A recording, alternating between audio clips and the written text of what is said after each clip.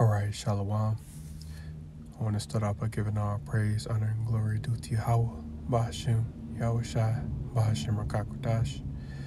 I want to give double honors to the apostles and the elders of Great Millstone who I learned this truth from. And I'd like to say peace and salutations to the awfully lit. Slakia. And today I want to go into the book of Isaiah, chapter 3. Lord willing, this lesson is edifying and straight to the point. There's the book of Isaiah, chapter 3.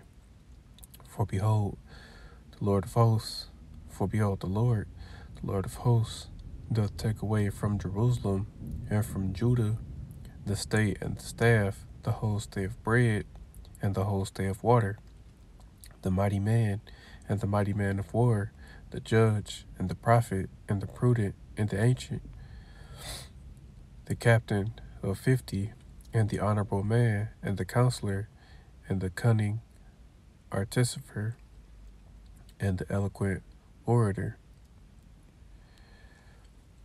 And I will give children to be their princes, and babes shall rule over them. And the people shall be oppressed, every one by another, and every one by his neighbor. The children shall behave themselves proudly against the ancient, and the base against the honorable. And yes, this is going into, ultimately Esau, Edom, the tribe of Edom, being over us. Children will be our oppressors, But this is also going into, the children of Israel, Children shall rule over us, certain Israelites that may have unruly children, their children oppress them,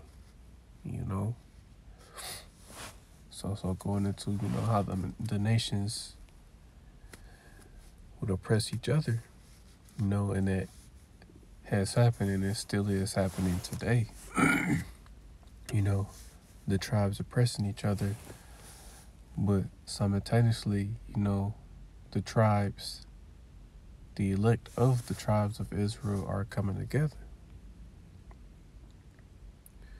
Verse 6, when a man shall take hold of his brother of the house of his father, saying, Thou hast clothing, be thou our ruler.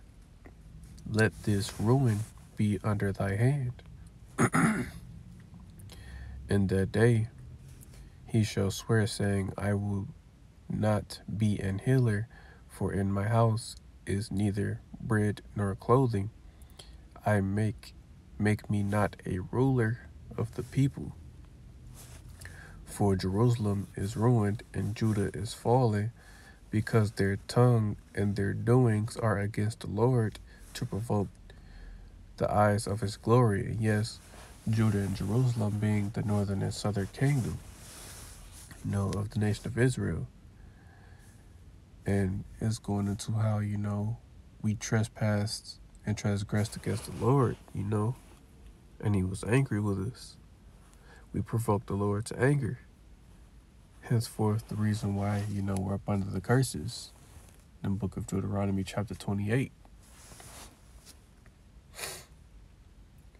Verse 9. The show of their countenance doth witness against them, and they declare their sin as Sodom. They hide it not. Woe unto them, woe unto their soul, for they have rewarded evil unto themselves. And yes, that's basically going into, that alternative lifestyle, men with men, women with women, that's being heavily pushed here in America, but mainly being pushed on the nation of Israel, because that's what they're trying to do, is discontinue us from being a nation, but it won't happen. And they're doing any and everything they can to try to cut us off. And this alternative lifestyle is one of their main ways. You do have Israelites that do live this particular lifestyle, But that's what verse 9 is going into. They're declaring their sin of Sodom. They're doing the same practices as they did in Sodom and Gomorrah. Doing those wicked acts, sinning against themselves, defiling themselves. Verse 10, say ye to the righteous that it shall be well with them, for they shall eat the fruit of their doings. Woe unto the wicked, it shall be ill with him, for the reward of his hand shall be given him.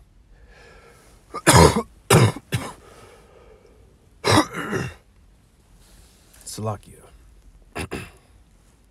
As for my people, children are their oppressors, and women rule over them. O my people, they which lead thee cause thee to err, and destroy the way of thy paths. And yes, this is what this going into. Children are our oppressors, because Esau Edom is pretty much a child, because he does things that a child would do. If you leave a child at home by themselves, they're going to tear up the house. And this is what Esau Edom is doing. He is destroying the earth, because the earth is the house of the nation of Israel. The earth was created for our sakes. And women rule over us. And yes, in this current society, feminism is at an all-time high. Women rule over men. It's pretty sad. Because a woman isn't supposed to usurp authority over a man. She's supposed to be in subjection to her husband. She's supposed to be in order, but in the society we live in, the woman is the head of the household instead of the man.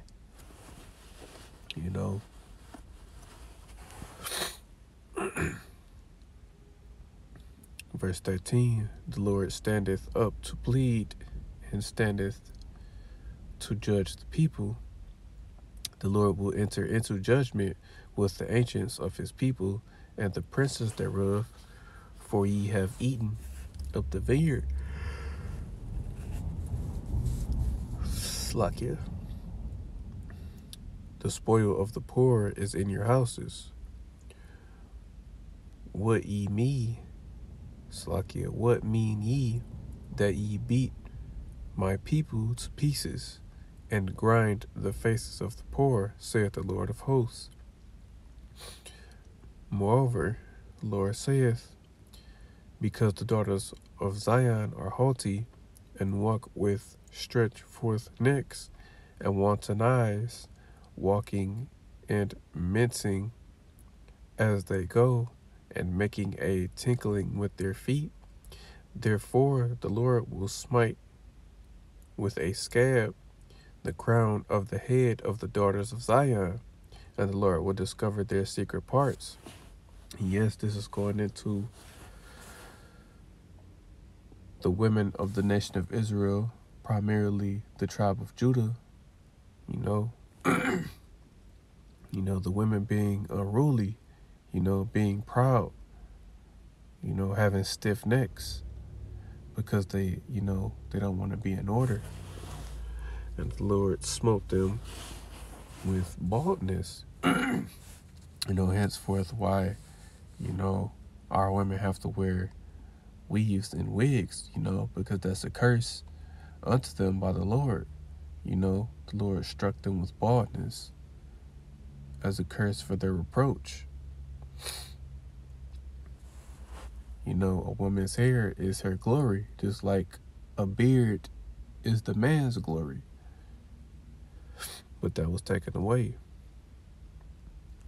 Verse 18, in that day the Lord will take away the bravery of their tinkling ornaments about their feet, and their cauls, and their round tires like the moon, the chains, and the bracelets, and the mufflers, the bonnets, and the ornaments of the legs, and the headbands, and the tablets, and the earrings, the rings, the nose jewels, Slakia, the changeable suits of apparel, and the mantles, and the wimples, and the crisping pins, the glasses, and the fine linen, and the hoods, and the veils. And it shall come to pass that instead of sweet smell, they shall be stink, and instead of a girdle for a rent, instead of well set hair, baldness, and instead of a stomacher, a girdle of sackcloth, and burning instead of beauty. Slakia. Thy men shall fall by the sword, and thy mighty in the war, and her gates shall lament and mourn, and she, being desolate, shall sit upon the ground. And yes, again, this is going into the curses that were placed upon, the women of the nation of Israel, because everything in verse 24, Salakia, everything from verse 17 on down, really 16, verse 16 on down, is everything the Lord has did unto the women of the nation of Israel because of their disobedience, because we know that in this particular time, the so-called black woman is the proudest woman of them all. And all of these particular things, applies to them, Instead of a sweet smell, them smelling good, they're going to smell bad, Instead of a girdle, a rent, they're